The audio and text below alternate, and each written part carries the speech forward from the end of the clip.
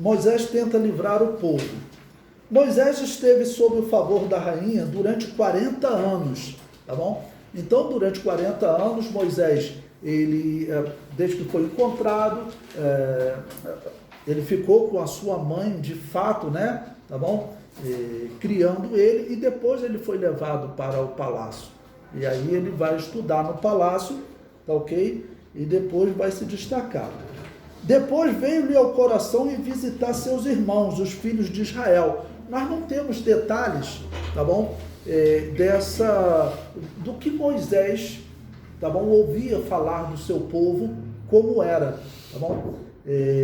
O que a sua mãe de fato o ensinou, o que a sua mãe o ensinou quando ele ainda estava lá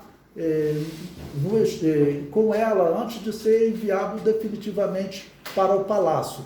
Mas é fato que ele sabia as suas origens, tá bom? E quando que isso ocorreu, nós não sabemos com precisão. A sua mãe de Moisés, ela foi princesa ou foi... Bom, prosseguindo. Nós nada sabemos sobre a relação de Moisés com os seus irmãos israelitas durante este período, mas podemos entendê-lo como um período de aflição para Moisés, pois certamente enquanto esteve no palácio da filha de Faraó, deve ter sido impedido por sua mãe adotiva de visitar seus irmãos, certamente porque ela queria fazer dele um faraó, tá bom? Até que o autor Hebreus vai citar que ele vai se recusar a ser chamado filho da filha do faraó, tá bom? E ela teria se tornado, né, realmente, segundo a história, se for essa mulher, a gente fica muito no si, tá bom?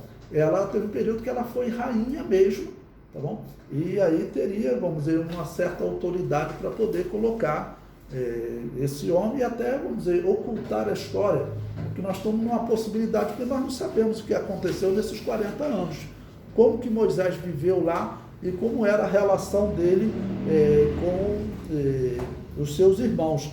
Só com 40 anos é que ele tem a descrição que ele vai visitar os seus irmãos. Será que isso acontecia, sei lá, rotineiramente, de uma vez por ano, de tempo em tempo? Nós não sabemos, tá bom?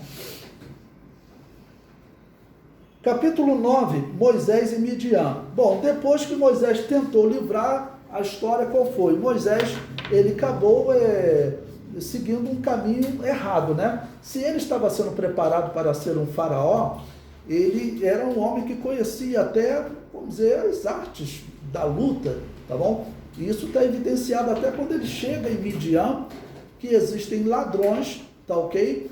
Atacando mulheres. E ele sozinho consegue, tá bom, lutar contra aqueles homens, né? Porque sendo preparado como faraó, além de toda a educação que ele recebeu, que é dito que ele era poderoso em suas palavras e obras, ele era poderoso também, vamos dizer, na arte da guerra, na estratégia, em luta, vamos dizer como a gente usa hoje artes marciais, tá bom? Era um homem muito bem preparado. Então ele acabou matando aquele soldado, tá ok? E aí ele tem então que fugir, um detalhe, por acusação dos seus próprios irmãos, tá bom?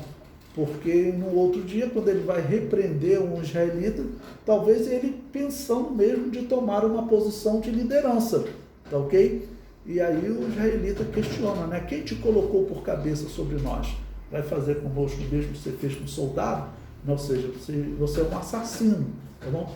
E é interessante que, apesar do erro, Moisés era o líder que Deus queria, tá bom?